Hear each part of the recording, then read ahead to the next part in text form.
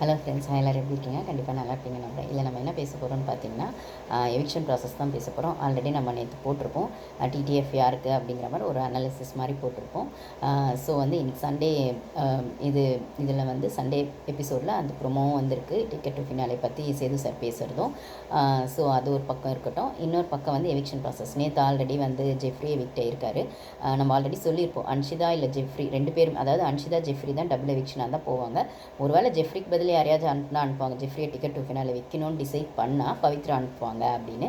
ஆனால் mostly Anshitha Jeffrey தான் voting இல்லை அப்படிங்கும்போது அனுப்புகிறாங்க அப்படின்னு. ஆனால் ஏன் அன்ஷிதாவை அனுப்பாமல் ஜெஃப்ரியை ஃபஸ்ட்டு அனுப்பிச்சாங்க? இப்போ ஆப்வியஸாக சண்டே எபிசோடில் அன்ஷிதாவும் எவிக்டட் தான். பட் ஆனால் அது நம்மளுக்கு இன்னும் வரல, சண்டே எபிசோடில் தான் வரும்.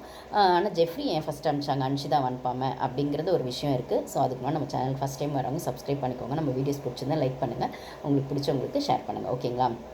இதில் பார்த்தீங்கன்னா நெக்ஸ்ட் சாட்டர்டே எபிசோடில் ஒரு சில விஷயங்கள்லாம் வந்து சொல்லலைங்க. அதாவது ஒரு சில விஷயங்கள்லாம் காட்டலை சாட்டர்டே எபிசோடில். இதில் சாட்டர்டே எபிசோடில் சேது சார் வந்து எல்லா பேரண்ட்ஸ் உள்ளே வந்ததை பற்றியும், அதுக்கப்புறம் உங்களுக்கு எப்படி ஃபீல் ஆச்சு, எனக்கு எப்படி ஃபீல் ஆச்சு அப்படிங்கிற மாதிரிலாம் எல்லாத்தையும் வந்து டிஸ்கஸ் பண்ணியிருப்பார். இதுக்கு நடுவில் சரி உள்ளே வந்து பேரண்ட்ஸ்க்கான முரண்பாடு பேசியிருப்பாங்க. ஓகே, உங்களுக்கு உள்ளே ஒன்று இருக்கும்ல, பேரண்ட்ஸ் வந்தால் இவங்களை கேட்பாங்க அவங்கள கேட்பாங்க அப்படின்னு, அப்படி ஏதாவது யாருக்கு எதில் வந்து அது வேறு மாதிரி தோணுச்சு அப்படி சொல்லுங்கள். நம்ம ஃபஸ்ட்டு ஜாக் தான் இருப்பார். ஜாக் நீங்கள் சொல்லுங்கள் அப்படின்னும் போது ஜாக் சொல்லுவாங்க, எனக்கு வந்து உள்ளே வந்தோடனே விஷாலை சொல்லுவாங்கன்னு நினச்சேன் முரண்பாடாக. ஏன்னா விஷாலுக்கும் எனக்கும் எப்பயுமே எல்லா இடத்துலையும் ஒரு கான்ட்ரவர்சி இருக்கும். இல்லை ஒஸ்ட் பர்ஃபார்மர் வரும்போதுமே அங்கே ஏதோ ஒன்று குட்டி குட்டி கலாட்டா இருந்துகிட்டே இருக்கும். ஸோ அதனால் விஷாலை சொல்லுவாங்கன்னு நினச்சேன் சார். அது மட்டும் இல்லாமல் சௌந்தர்யாவையும் சொல்லுவாங்கன்னு நினச்சேன் பின்னாடி போய். ஏன்னா நிறைய வந்து சௌந்தர்யா கிட்ட வந்து நேரடியாகவே ஜாக் சொல்லியிருப்பாங்க, இந்த மாதிரி வந்து என்னை பற்றி நீ முன்னாடி பேசுறது பின்னாடி தான் நிறைய பேசுகிற அப்படிங்கிற மாதிரிலாம் சொல்லியிருப்பாங்க. காமெடியாகவும் சொல்லியிருப்பாங்க, சீரியஸாகவும் சொல்லியிருப்பாங்க. பட் ஆனால் அவங்க செய்கிறத அவங்க செஞ்சுட்டு இருப்பாங்க.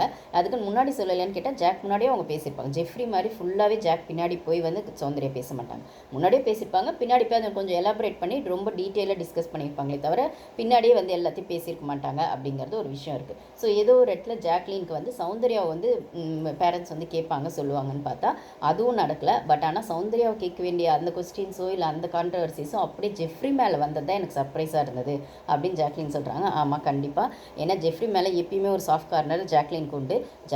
ஜெஃப்ரிக்கு ஜாக்லினை பிடிக்கல அப்படின்னாலுமே அன்ஷிதாவை தான் பிடிக்கும், சத்யாவை தான் பிடிக்கும் அப்படின்னு சொன்னாலுமே ஜாக்லினுக்கு ஒரு தனிப்பட்ட ஒரு சாஃப்ட் கார்னர் வந்து ஜெஃப்ரி மேலே எப்பயுமே ஜாக்லினுக்கு இருக்குது. அவங்கள எப்படி பார்க்குறாரோ என்னமோ தெரியல. ஒரு மோஸ்ட்லி ஃபஸ்ட்டு அந்த 2-3 வீக்ஸ் எல்லாம் வந்தப்போ கூட அன்ஷிதாவை தான் அக்கான்னு சொல்லியிருப்பார். அன்ஷிதாவுக்கு தான் கிஃப்ட்டும் கொடுத்துருப்பாரு. பட் ஆனால் வந்து அந்த ட்ரூத் ஆர் டேரில் வரும்போதுமே அன்ஷிதாவை தான் அக்கான்னு சொல்லியிருப்பார். ஆனால் அப்படி இருந்துமே ஜாக்லினுக்கு வந்து ஜெஃப்ரியை வந்து பிடிக்கும் இல்லை தம்பிங்கிற அந்த விஷயத்தில் அவங்க நிஜமாகவே ரொம்பவே ஹானஸ்ட்டாக அந்த அந்த அந்த அந்த ரிலேஷன்ஷிப்பை மெயின்டைன் பண்ணணும்னு நினைக்கிறதுனால என்னமோ தெரியல. இவங்க திருப்பி ஜெஃப்ரிக்கிட்டேயே போயிட்டு தம்பின்னு சொல்கிறது அந்த ரிலேஷன்ஷிப் மெயின்டைன் பண்ணுற இவங்க ஒரு எஃபோர்ட் போடுறதுமா இருப்பாங்க.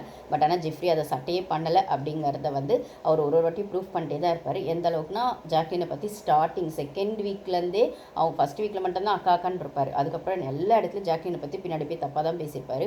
வந்து வைல்டு கார்டு என்ட்ரி உட்பட எல்லாருக்கிட்டையுமே ஜாக்லின் வந்து என்ன சொல்கிறது, ஜாக்லின் வந்து சரியில்லை, ஜாக்லின் வந்து இப்படி, ஜாக்லின் வந்து அப்படி அப்படிங்கிற மாதிரி தப்பாகவே தான் ப்ரொஜெக்ட் பண்ணிட்டு இருந்திருப்பார் ஜாக்லினை.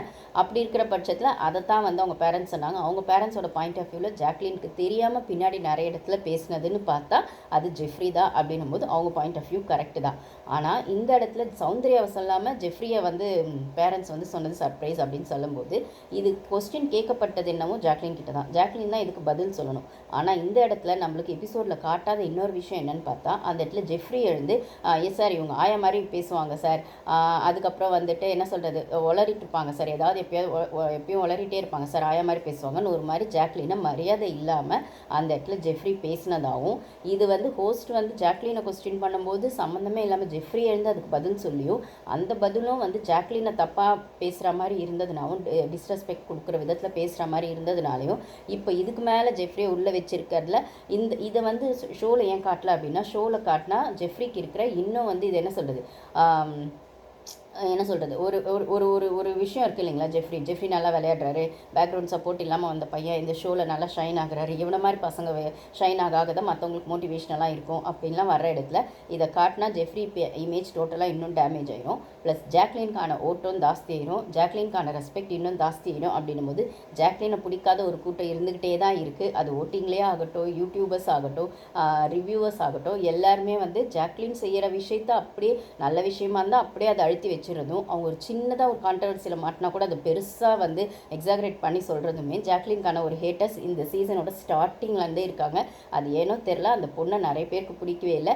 இப்போது ஒரு இடத்துல ஜாக்லின் சட்டிலாக இந்த கேமை வேறு விதமாக ஆடினாலும் அந்த இடத்துல திருப்பி மஞ்சரியை வச்சுட்டு பேசுகிறாங்க. ஸோ 2 பொண்ணுங்க ஷைனை ஆப்வியஸாக ஜெஃப்ரிக்கு மஞ்சரியும் பிடிக்காது, ஜாக்லினும் பிடிக்காது. தீபக்குக்கும் ஜாக்லினையும் பிடிக்காது, மஞ்சரியும் பிடிக்காது.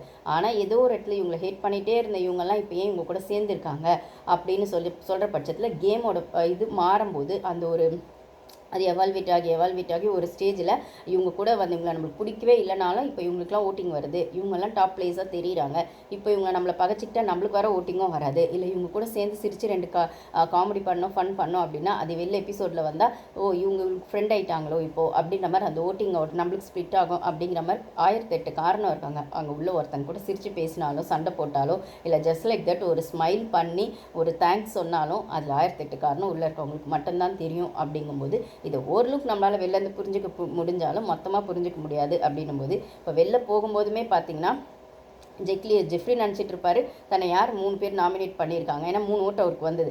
அந்த 3 ஓட்டு யார் பண்ணியிருப்பாங்கன்ற கொஸ்டினும் அவர் வச்சுட்டு தான் வெளில போகிறார், யார் பண்ணியிருப்பாங்க அப்படிங்கிற மாதிரி இருக்கும்போது இதில் வந்து ஜாக்லின் அது பண்ணவே இல்லை அப்படின்றது அவருக்கு புரியவே இல்லை. 2-3 இடத்துல சௌந்தர்யாவும் பண்ணியிருக்காங்க, சௌந்தர்யாவை இவரும் பண்ணியிருக்காரு. இவர் ஜாக்லினே விட்டு வைக்கல, ரயன் விட்டு வைக்கல, சௌந்தர்யா விட்டு வைக்கல, அந்த கோகேம் எல்லாரும் தான் இவர் வந்து நாமினேட் பண்ணியிருக்காரு. பட் ஆனால் ஜாக்லின் சௌந்தர்யாவும் பண்ணதில்லை, ஜெஃப்ரியும் பண்ணதில்லை அப்படிங்கிறது யதார்த்தமான உண்மை. அதில் இவர் எவ்வளோ க்ளோஸாக தீபக் சார் ஃபுட்பாலுக்கு வந்து வெளில வந்து தீபக் சார் வந்து என்ன சொல்கிறது சப்போர்ட் பண்ணுவார் அப்படிங்கிறதுக்காக ஜெஃப்ரியோட கேப்டன்சியில் தீபக் இம்பார்ட்டன்ஸ் கொடுத்ததும், இல்லை ரஞ்சித் சார் கேப்டன்சியில் வந்து ரஞ்சித் சார் தீபக் இம்பார்ட்டன்ஸ் கொடுத்ததும் எல்லாருமே தீபக் வச்சு செஞ்சுருக்காரு அப்படின்னு தான் சொல்லணும். ஏன்னா இவரை நாமினேட் பண்ணதில் தீபக்கும் ஒரு ஆள் அப்படின்னும் போது ஜெஃப்ரி அவர் நாமினேட் பண்ணியிருக்காரு. ஆனால் அது ஜெஃப்ரிக்கு தெரியல அப்படின்னும் போது இவர் யாரை நம்பினாரோ அவங்க தான் பண்ணியிருக்காங்க அப்படின்னும் போது இவர் நம்பாதவங்க இவங்களுக்கு என்ன சொல்கிறது ஃபேராக தான் இருந்திருக்காங்க அப்படிங்கிற ஒரு விஷயம் இருக்குது. இது அவர் வெளில போய் எபிசோட் பார்த்தா தான் அவருக்கு தெரியும். அப்படின்னும் போது இந்த இடத்துல எபிசோடில் அதை ஏன் ஃபில்ட்ரு பண்ணி காட்டினாங்கன்னும் போது ஜாக்லின்கான இன்னொரு ஸ்பெஷல் ஸ்பேஸை சேனலே கொடுக்க இஷ்டப்படலாங்கிறதும், இல்லைனா ஜெஃப்ரியை இன்னும் வந்து என்ன சொல்கிறது தப்பாக ப்ரொஜெக்ட் ஆகிடக்கூடாது அப்படிங்கிறதுக்காகவும் ஜெஃப்ரி எலிமினேட் பண்ணிட்டா இந்த டாப்பிக்கை அப்படியே ஸ்டாப் பண்ணிடலாம், இந்த டாக்கை வந்து அப்படியே ஸ்டாப் பண்ணிடலாம். ஒருவேளை ஒரு நாள் ஜெஃப்ரியை உள்ளே வச்சு சண்டே அனுப்பிச்சிருந்தா கூட இதை யாராச்சும் சோஷியல் மீடியாவில் எடுத்து போட்டுட்டா இப்போ நம்ம பேசுகிறோம் இல்லைங்களா, இந்த மாதிரி வெளில வந்துருச்சுன்னா இன்னும் ஜெஃப்ரி பேர் ரிப்பேர் ஆகிடும், ஜாக்லின்கான ஓட்டு இன்க்ரீஸ் ஆகிடும். அப்படின்னும் போது ஜாக்லின்கான ஓட்டு இன்க்ரீஸ் ஆனால் முத்துவ டைட்டில் வின்னராக கொண்டு வர முடியாது. ஜாக்லினை செகண்ட்லேயோ தேர்ட்லேயோ வைப்பாங்க, இல்லை டாப் 3லையோ டாப் 5லையோ கொண்டு வர ட்ரை பண்ணுவாங்க. இந்த மாதிரி விஷயங்கள் இப்போ ஷோ முடிகிற நேரத்துக்கு வெளியில் வந்தால் ஜாக்லினுக்கு பாசிட்டிவாக வந்தால் அது முத்துக்கு நெகட்டிவாக போகவும் வாய்ப்பு இருக்குது. அப்படின்னும் போது அப்படியே ஜாக்லினோட இதை வந்து அழுத்திடுறாங்க. ஆனால் முத்து ஒரு சின்ன விஷயம் பண்ணால் கூட அதை பெருசாக காட்டிடுறாங்க. ஆனால் இவங்க யார் ப்ரொமோட் பண்ணணும்னு நினைக்கிறாங்களோ அவங்களுக்கான ஏதாவது சின்ன கான்ட்ரவர்சி வந்தால் கூட அதை அப்படியே அழுத்தி வச்சிடுறாங்க அப்படிங்கிறது தான் யதார்த்தமான உண்மையாக இருக்குது. ஸோ இதுதான் ஜெஃப்ரி எலிமினேட் ஆனதுக்கான காரணம். ஜெஃப்ரியோட எலிமினேஷனில் சேது சாருக்கு சுத்தமாக இஷ்டம் இல்லை அப்படிங்கிறத நம்மளால் பார்க்க முடியுது. ஆக்சுவலாக சாச்சனா எலிமினேட் ஆகும்போது கூட அவர் வந்து ஸ்போர்ட்டிவாக பெருசாக சிரிச்சிட்டு தான் அந்த பெருசாக அந்த டிஃப்ரென்ஸ் தெரியல.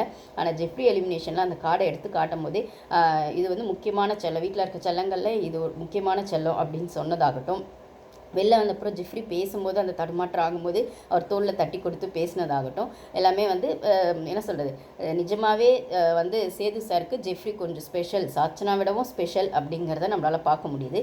இந்த இடத்துல சேது சாருமே வந்து ஜெஃப்ரி எலிமினேட் ஆகாமல் இருக்கிறதுக்கு நிறைய ட்ரை பண்ணியிருக்காரு அப்படிங்கிற ஒரு டாக்கும் போது, ஏன்னா அன்னெசரியாக ஜெஃப்ரி எழுந்து ஜாக்லினை கேட்கும்போது பேசினப்போ நான் தான் கொஸ்டின் மாற்றி கேட்டுடா அப்படிங்கிற மாதிரி எதையும் சமாளிக்க சேது சார் ட்ரை பண்ணியிருக்காரு.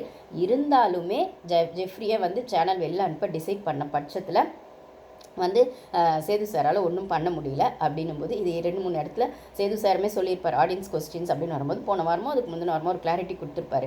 இந்த கேமை பொறுத்த வரைக்கும் நான் இங்கே சம்பளம் வாங்குகிற ஒரு ஹோஸ்ட் தான் அப்படிங்கிறது மட்டும்தான் உண்மையை தவிர என்னால் யாரையாவது எலிமினேட் பண்ணவோ இல்லை யாரையாவது உள்ளே வைக்கவோ இல்லை அந்த கேம்குள்ளே எதையாச்சும் சேஞ்ச் கொண்டு வருவோம்ல என்னால் முடியாது. மேபி நான் என்னோடய ஒப்பீனியனையும் சஜஷன்ஸையும் எடுத்து வைப்பேன். அப்போ வந்து அதில் வந்து அதை சேனல் தான் டிசைட் பண்ணுமே தவிர அத்தாரிட்டி என்கிட்ட கிடையாது, எல்லாரும் என்ன தான் சொல்கிறாங்க அப்படின்னும் போது நானுமே ஒரு ஒரு சிலர் எலிமினேட் பண்ணும்போது ஏன் இவங்களுக்கு ஓட்டிங் வரல, இவங்க நல்லா தான் விளையாடுறாங்கன்னு கேட்டிருக்கேன். இல்லை இவங்க ஒன்றுமே பண்ணலை ஏன் உள்ளே இருக்காங்க அப்படிங்கிற மாதிரியும் சொல்லியிருக்கேன். அந்த மாதிரிலாம் இருக்கும்போது நானும் உங்களில் ஒருத்தனா ஒரு ஒப்பீனியனோ சஜஷனையும் எடுத்து வைக்கலாமே தவிர, பட் ஆனால் வந்து டெசிஷன் அந்த அத்தாரிட்டி எல்லாம் வரும்போது சேனல் கிட்ட தான் இருக்குது, என்கிட்ட ஒன்றும் இல்லை அப்படின்றத சேது சார் ஒரு இடத்துல பதிவு பண்ணியிருப்பார். இது வந்து ஆடியன்ஸாக பிபி டீம் செட் பண்ண ஆடியன்ஸ் அந்த கேள்வி கேட்டாங்களா, நிஜமாகவே ஆடியன்ஸ் கேட்டகரியிலேருந்து அந்த கேள்வி கேட்டாங்களா அப்படிங்கிறது பிபி டீமுக்கும் சேது சாருக்கும் மட்டும்தான் தெரியும். அப்படின்னும் போது நானுமே அடிக்கடி இதை சொல்லுவேன், ஃபுல் அண்ட் ஃபுல் வந்து ஹோஸ்ட்டுக்கான எந்த ஒரு இதுவுமே அவங்க கையில் இல்லை. மேபி கமல் சார் வந்து 7 சீசன் வந்து ஹோஸ்ட்டாக இருந்ததுனால அவருக்கு ஒரு 20-25% வந்து விஜய் டிவி வந்து அந்த ஒரு அத்தாரிட்டி பவரை கொடுத்துருக்கலாம். பட் ஆனால் சேது சாரோட இது ஃபஸ்ட்டு சீசன் அப்படின்னும்போது பெருசாக அவருக்கான அத்தாரிட்டி பவர் அங்கே இருக்காது. வெறும்னே இது வந்து அவர் இருக்கிற மாதிரி சேனல் காட்டிட்டு பின்னாடி இருந்து சேனல் தான் இதை வந்து என்ன சொல்கிறது நடத்துவாங்க அப்படிங்கிறது தான் யதார்த்தமான உண்மை. ஸோ இந்த இடத்துலையுமே ஜெஃப்ரியை உள்ளே வைக்கிறதுக்காக சேது சார் என்ன ட்ரை பண்ணியிருந்தாலும் ஜெஃப்ரி வெளில போகணுன்னு இது டீம் டிசைட் பண்ணப்பறம் ஒன்றும் பண்ண முடியாது. அப்படின்னும்போது இன்றைக்கி சண்டே எவிக்ஷனில் வந்து அன்ஷிதாவும் வெளில போயிடுறாங்க. ஸோ அக்கா தம்பி 2 பேருமே எவிக்ட் ஆகிட்டாங்க அப்படிங்கிறது தான் யதார்த்தமான உண்மை. இதில் அன்ஷிதாவும் இதை ஸ்போர்ட்டிவாக தான் எடுத்துக்கிறாங்க. ஏன்னா நேற்று ஜெஃப்ரி வெளில போகும்போது அன்ஷிதா சொன்னேன், நாளைக்கு நான் எவிக்ட் ஆகிடுவேண்டா, வெளில வந்து மீட் பண்ணலாண்டா அப்படின்னு ரொம்பவே அந்த இடத்துக்கு போய் பண்ணிட்டாங்க. பட் ஆனால் இந்த இடத்துல அன்ஷிதா எவிக்ட் ஆகிட போகிறாங்கன்னு முன்னாடியே தெரிஞ்ச விஷால் ஒரு ப்ளே பண்ணதையும் நம்மளால் பார்க்க முடிஞ்சு ஃப்ரைடே எபிசோடில். அவரோட ப்ளே என்ன இது புதுசா அப்படிங்கிற மாதிரி என்ன சொல்கிறது, ஒருத்தராக வந்து அவர் வந்து நான் ஆல்ரெடி சொல்லியிருப்பேன், விஷால் கூட சேர்ந்துருக்க எல்லாருக்குமே ஆப்பு கன்ஃபார்ம் அப்படின்னும் போது இது ஸ்டார்டிங்லேருந்தே அப்படி தான் நடந்துக்கிட்டு வருது. ஸோ என்ன சொல்கிறது, விஷாலுக்கு ரொம்ப க்ளோஸ் ஃப்ரெண்டு மாதிரி இருக்கிற தர்ஷா ஸ்டார்டிங்கில் வந்து பண்ணதுமே என்ன சொல்கிறது, ஸ்டார்டிங்கில் வந்து தர்ஷா கூட நிறைய கான்ட்ரவர்சி பண்ணதுமே விஷால் தான். தர்ஷா வெளில போயிடுறாங்க. ஆனால் அந்த தர்ஷா குத்தாவை டாமினேட் பண்ணதுமே பார்த்திங்கன்னா தீபக் சார் தான் டேரக்டில் பண்ணியிருப்பார். சாச்சனா அண்ணான்னு சொல்லி அப்போ சாச்சனாவும் காலி. அதுக்கப்புறம் பார்த்திங்கன்னா வந்து ஆனந்தி விஷால் ஒரு இடத்துல வந்து கொஞ்சம் வந்து என்ன சொல்கிறது, அந்த பாய்ஸ் டீம் அந்த ஸ்பை அப்படின்லாம் போகிற பட்சத்தில் அந்த இடத்துல அந்த வாரம் ஆனந்தி விஷாலும் கொஞ்சம் வந்து அதை 2 பேரும் சேர்ந்து முத்து அகெயின்ஸ்டாக ஒன்று எடுத்து வைப்பாங்க. அப்புறமா வந்து ஆனந்தியும் போயாச்சு. அதுக்கப்புறம் பார்த்திங்கன்னா வந்து தர்ஷிகாவோட கேம் நம்மளுக்கு நல்லாவே தெரியும், 200% டோட்டலாக காலி. அதுக்கப்புறம் இப்போ அன்ஷிதா. ஸோ வந்து அதுக்கப்புறம் ஜெஃப்ரியும் விஷாலும் சேர்ந்து அதை மார்க் பண்ணுறது பாட்டு பாடுறது எல்லாம் பண்ணி இப்போ ஜெஃப்ரியும் காலி.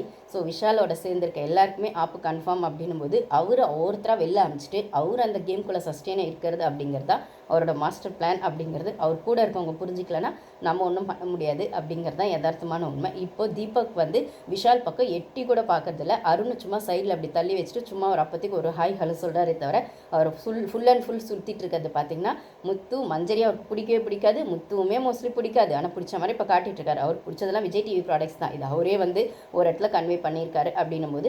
ஆனால் இப்போ வேறு வழியே இல்லாமல் டாப் 5 இது கண்டஸ்டன்ஸோடு நம்ம சேர்ந்துக்கிட்டா நம்மளுமே அந்த ஓட்டிங்கில் முன்னாடி பின்னாடி ஒரு 3-4 அப்படின்ற போட்டிக்கு வந்துடலாம் அப்படின்ற இடத்துக்காக தான் தீபக் இந்த குரூப் கூட இப்போ சுற்றிட்டு இருக்காருன்னும் போது அவருமே ஃபேராக இல்லை அப்படிங்கிறது தான் யதார்த்தமான உண்மை. இப்போ ஜெஃப்ரியுமே நாமினேட் ஆகிற பட்சத்தில் அப்படியே ரொம்ப ஃபீல் பண்ணி பார்த்ததுன்னா அப்படியே தீபக் சாருக்கு அப்படியே தலைலாம் கை வச்சுட்டு ரொம்ப ஃபீல் பண்ணுவார். இப்போ வெளில போனோன்னே எனக்கு ரொம்ப கஷ்டமாக இருக்குடா, நான் தான் நாமினேட் பண்ணேன்னு ஒரு விஷயத்தை எடுத்து சொல்லுவார். இவர் வாரம் இதை தான் சொல்லுவார். இவர் நாமினேட் பண்ணுறதுனால விஜய் டிவி அவர் எலிமினேட் பண்ணுறாங்களா, அவங்கள எலிமினேட் பண்ணுறாங்களா, இல்லைனா அப்போ தான் அந்த கேம் அவங்க கரெக்டாக அவங்க நாமினேட் பண்ணுறவங்க கரெக்டாக எலிமினேட் ஆகிடுறாங்கன்னு ஒரு ப்ரொஜெக்ஷன் ஒன்று வரும். அப்படின்போது ஆனால் அந்த எலிமினேஷன் ப்ராசஸை டிசைட் பண்ணுறதுனா விஜய் டிவி தான். அப்படின்போது தீபக் ஒன்று இதை ஸ்மார்ட்டாக கேம் ஆடுறாரா இல்லையாங்கிறத மீறி அந்த எலிமினேஷன் ப்ராசஸே வந்து விஜய் டிவி கையில் இருக்குது. அப்படின்னும்போது இவர் பண்ணதுனால அவர் ரைட்டாரு அப்படிங்கிறதுலாம் என்னால் ஒத்துக்க முடியாது. பட் ஆனால் இவர் பண்ணது உண்மைதான் அப்படின்னும்போது அது இவர் பண்ணுறதையும் பண்ணிவிட்டு அதுக்கப்புறம் ஃபீல் பண்ணுறேன், நீங்கள் கேமுக்காக பண்ணுறீங்க நல்லா தெரியுது, இல்லை அந்த கேம்குள்ளே அதுதான் முக்கியமான விஷயம், நாமினேஷன் எலிமினேஷன் அப்படிங்கிறதும் முக்கியம்னு தெரியுது. அப்புறம் என்ன சார் அதுக்கு ஃபீல் வேண்டி இருக்குது, நீங்கள் தான் பிளான் பண்ணி பண்ணுறீங்களே, சாச்சனாவை நீங்கள் தான் பண்ணீங்க, தர்ஷா குப்தா நீங்கள் தான் பண்ணீங்க, தர்ஷிகா நீங்கள் தான் பண்ணீங்க, இப்போ ஜெஃப்ரியுமே நீங்கள் தான் பண்ணுறீங்க. இதில் அன்ஷிதா நீங்கள் பண்ணல, அதுக்கு பதில் ராணுவ போட்டிங்க. ஆனால் ராணுவ தப்பிச்சு அன்ஷிதா வச்சார். ஏன்னா ராணுவுக்கு சேனலோட சப்போர்ட் இருக்குது. அப்படின்னும்போது இந்த இடத்துல நீங்கள் பண்ணுற ஸ்ட்ராட்டஜியும் இருக்க தான் சார் செய்யுது. ஆனால் அது நிறைய பேருக்கு தெரியல. ஏன்னா நீங்கள் வந்து என்ன சொல்கிறது, ஒரு ஜென்ஸ் அப்படிங்கிற இடத்துல அந்த விஷயத்த ஒரு ஹீரோ வைடுறீங்க அந்த ஷோவில். பட் ஆனால் அதே ஹீரோயிசமை ஒரு பொண்ணு காட்டணும்னு நினச்சா அது ஜாக்லின் ஆகட்டும், மஞ்சரி ஆகட்டும், ஏன் தர்ஷிகா வந்து அவங்க கேம் அவங்களே கோட்டை விட்டுட்டாங்க, அது வேறு விஷயம். சாச்சனாவாகட்டும், ஆனந்தி கூட அவங்களுக்கான விஷயத்தை ஸ்ட்ராட்டஜி அவங்க பண்ணாங்க. அவங்களெல்லாம் விஷ பாட்டில் அப்படி இப்படின்னு சொல்கிற இடத்துல விஷாலை யாருமே பெருசாக சொல்கிறதில்ல. அப்படின்னும் போது எப்பயுமே இந்த சொசைட்டி ஆம்பளைக்கு ஒரு ஆம்பளைக்கு ஒரு நியாயம், உங்களுக்கு ஒரு நியாயம்னு சொல்கிறத இந்த கேம்லேயுமே நம்மளால் பார்க்க முடியுது. அதை அந்த கான்ட்ரவர்சிலையுமே பார்க்க முடியுது, நாமினேஷன் ப்ராசஸ்லையுமே பார்க்க முடியுது, அவங்க ஃபேஸ் பண்ணுற சேலஞ்சஸ்லையுமே பார்க்க முடியுது. அப்படின்னும் போது இந்த இடத்துல எனக்குமே டிக்கெட் டு ஃபினாலில் 2 கேர்ள்ஸ் வரணுங்கிறதுல ரொம்பவே வந்து இதுவாக இருக்குது. ஆப்வியஸாக ஜாக்லின் வரத்துக்கு நிறைய வாய்ப்பு இருக்குது, அவங்க டாப் 3ல. ஆனால் அதை மீறி விஜய் டிவி ப்ராடக்ட்ஸாக பெருசாக கன்சிடர் பண்ணப்படாத இல்லை ரெக்கக்னேஷன் கிடைக்காத 2 கேர்ள்ஸ் அந்த இதில் வரணும் அப்படின்னு பார்த்தா பவித்ராவும் அதுக்கப்புறம் மஞ்சரியும் வர்றதுக்கான வாய்ப்புகள் இருக்கான்னு எனக்கு தெரியாது. வந்தால் நல்லாயிருக்கும்னு நான் சொல்லுவேன். ஏன்னா 2 பேருமே டஃப்பு கொடுப்பாங்க அந்த டாஸ்கில். அப்படின்னு சொல்லும்போது பெருசாக சப்போர்ட் இல்லாமல் அவங்க 2 பேருமே அந்த கேம் ஆடிட்டுருக்காங்க. அப்படின்னும் போது அந்த சப்போர்ட்டை ஓட்டிங் மூலமாக நம்ம ஆடியன்ஸ் நம்ம தான் அவங்களுக்கு கொடுக்கணும் போது ஓட்டிங் ப்ராசஸ் 2 பேருக்குமே கம்மியாக இருக்கணும் போது நெக்ஸ்ட் வீக் பவித்ராக்கும் மஞ்சரிக்குமான அந்த ஓட்டிங்கில் கொஞ்சம் அந்த லீஸ்ட்டில் வரும்னும் போது ஆடியன்ஸ் நம்ம தான் அவங்க 2 பிளேஸ்க்கும் அந்த சப்போர்ட்டை கொடுக்கணும் அப்படிங்கிறத என்னோட ரிக்வெஸ்ட்டாக இருக்குது. ஸோ மஞ்சரி மாதிரி ஒரு ஸ்ட்ராங் பிளேயர், பவித்ரா மாதிரி டாஸ்க்கை வந்து சூப்பராக ஆடக்கூடிய ஒரு ஸ்ட்ராங் பிளேயருக்கெல்லாம் அந்த ஓட்டிங் ப்ராசஸ் கண்டிப்பாக கை கொடுக்கணும் அப்படிங்கிறது என்னோட ஒப்பீனியன். ஸோ அன்ஷிதா, ஜெஃப்ரி இனிமேல் 2 பேரும் அக்கா தம்பியாகவே வெளில நிறைய வந்து எக்ஸ்ப்ளோர் பண்ணுறதுக்கு நம்ம வந்து வெயிட் பண்ணிருப்போம். நிறைய இன்ட்ரெஸ்ட் கூட மேபி சேர்ந்து கூட கொடுக்கலாம். ஸோ அவங்களுக்கும் வந்து ஆல் த பெஸ்ட் சொல்லிவிட்டு நான் இந்த வீடியோ கம்ப்ளீட் பண்ணிக்கிறேன் கைஸ். தேங்க்யூ.